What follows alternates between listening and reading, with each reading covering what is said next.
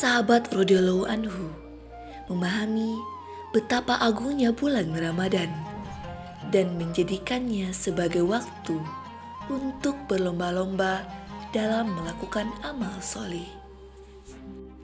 Telah datang kepada kalian bulan Ramadan, bulan yang diberkahi. Allah membukakan untuk kalian rahmat dan mengosongkan kesalahan-kesalahan dan mengabulkan doa. Allah Subhanahu wa Ta'ala melihat persaingan kalian dan para malaikat menyenangi kalian. Allah menyirami kalian dengan kebaikan, dan sungguh celaka siapa saja yang diharamkan atas rahmat Allah Azza wa Jalla.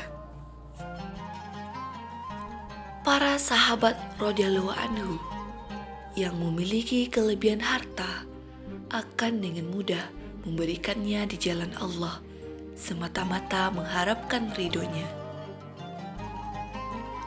Lalu bagaimana dengan kita yang kurang dalam hal harta? Perbanyaklah amal ibadah dengan zikir dan mengingat Allah.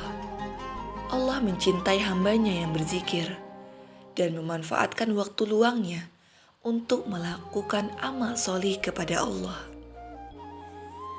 Sesungguhnya berlomba-lomba dalam melakukan kebaikan dan amal solih adalah sesuatu yang diperintahkan oleh Allah.